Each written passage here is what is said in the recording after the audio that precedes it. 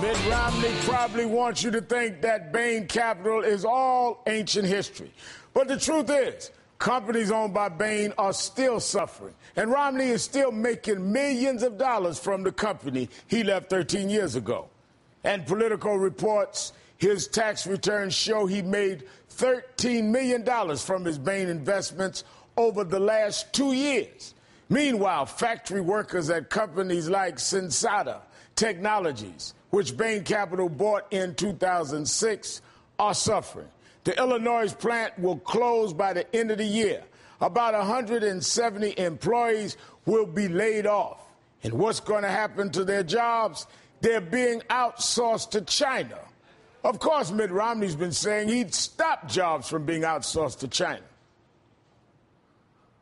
We will not let China continue to steal jobs from the United States of America. Chinese are smiling all the way to the bank, taking our currency and taking our jobs and taking a lot of our future. And I'm not willing to let that happen.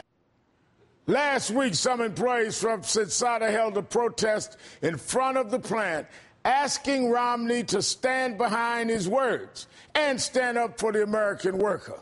The Romney campaign knows this is a problem. Just listen to how they tried to spin the outsourcing story over the weekend. A lot of American companies outsource. They outsource domestically, though, as well. For example, the Obama for America campaign outsources from its own campaign telemarketing services. To Omaha or wherever it is. Exactly. Right. It's an economic model that makes sense. Sure, it makes sense. I have a news flash for the Romney campaign. Omaha is not China. And you can't spin your candidate's history of sending jobs overseas. Joining me now is Cheryl Randecker. She manufactures car parts at the Sensata Technologies plant in Freeport, Illinois, and was one of the more than dozen workers who protested last week. Also joining me is David Cohen, Washington Bureau Chief for Mother Jones and an MSNBC political analyst, as well as author of Showdown. Thanks to both of you for being here tonight. Sure thing. Let me start with you, Ms. Randecker. You've been working at the plant for 33 years, I understand. What made you and some of your coworkers stage this protest last week? Well, it came to our attention that Sensata was owned by Bain Capital and that Mr. Romney owns Bain or has a hand in Bain Capital. So we thought this would be a good opportunity, and he was only 55 miles away and decided not to come to Freeport, Illinois. Now, we want to save our jobs from going overseas. Yeah, give me exactly. You started maybe going where I was going to ask you. You're trying to stop what has happened to your jobs, and where are you at right now in terms of your employment and your immediate future? Well, we have probably 4 to 6 months left in this factory, and everything will be gone. It will be very much like a ghost town. Then we'll either go back to school, try to find other employment, which in this area is extremely hard to find because they've moved so much manufacturing away.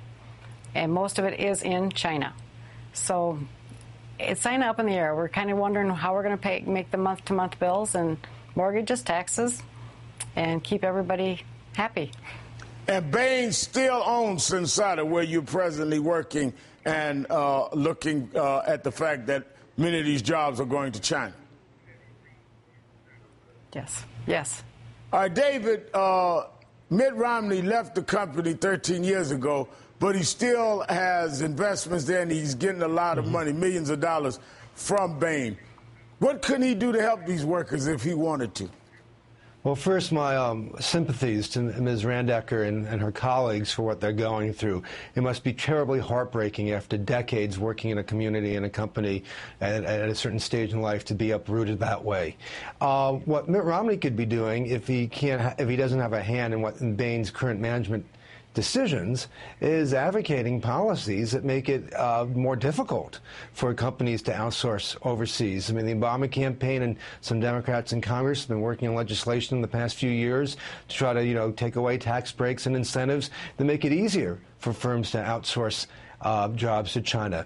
But that's, it goes back to the point you were talking about earlier in the show, Reverend, which is when it comes to economic policy, Mitt Romney doesn't have a lot to show. He's keeping things vague and quite purposefully. And so when he talks about getting tough on China, or what he's going to be doing in terms of, creating industry or manufacturing jobs here in the United States, we really have no clue, which is why what he did years ago at Bain and in Massachusetts is so important, since he won't really give us a lot of details about how he wants to guide the country should he become president. Then all you can do is look at what he did at Bain and the type of culture and what his priorities were at Bain and what he did in Massachusetts as a way of having any guidance for the type of president he might be. Ms. Randecker, what really strikes me is with all of his advocacy of saying that we must not have these jobs outsourced to China, with all of his advocacy and making claims against the president, if you look at this map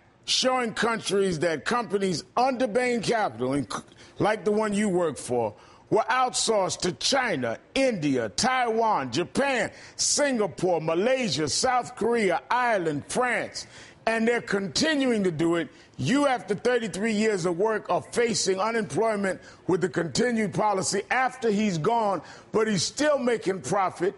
Your protest the other day just said, well, raise your voice, stand with us since you still have an interest. Have you heard from Mr. Romney or his campaign? Oh, no, not at all.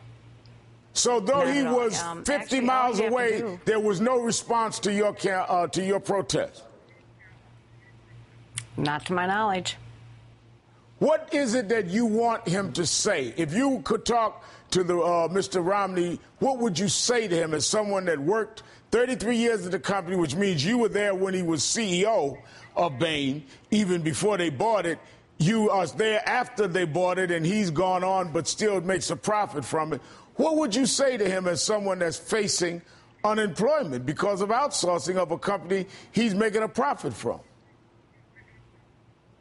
Well, first of all, I'd have to ask him if he had a job. And second of all, I would probably say, your policy, all you would have to do is stop sending the jobs out of the country, all of these holding companies, and just keep them in the U.S. You wouldn't have to create any jobs if you just did that. Now, if I show you the swing state poll shows that the Obama campaign is making gains with anti-Bain ads against Mr. Romney. 47% agree that private equity hurts workers, but only 38% agree that private equity helps the economy.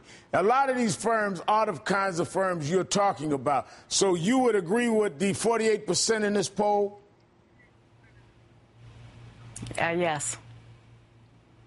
And what about your friends? Do you talk to your friends and coworkers about this?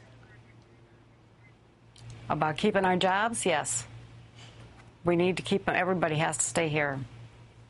David, if these polls are correct, and there doesn't seem to be a small margin here, this Bain issue and workers like this coming forward even now can be a real serious political problem to Mr. Romney going forward into this election. I think the criticism of Bain that we saw from Rick Perry and Newt Gingrich during the Republican primaries, and we now see coming from the Obama campaign, can be a very effective course of action for someone running against Mitt Romney, because really Bain is his existence. That's what he brings to the table more than anything else.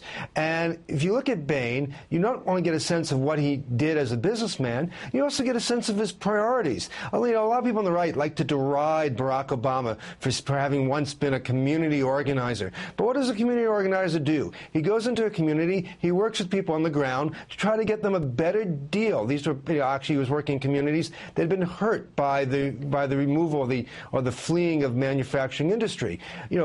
Mitt Romney, everyone has the right to choose their own life, went to a company that didn't sort of create new things the way that Steve Jobs did, right. But he kind of, bought out companies, and he tried to, the key thing was making profits. Bill Clinton ran years ago on the putting people first platform, but Mitt Romney was worried about putting profits first, which shows you that that's not always what a president is supposed to be doing. I'm going to have to leave it there. Cheryl Randecker, David Corn, thank you both for your time. And Cheryl, best of luck to you and all of your colleagues. Thank you.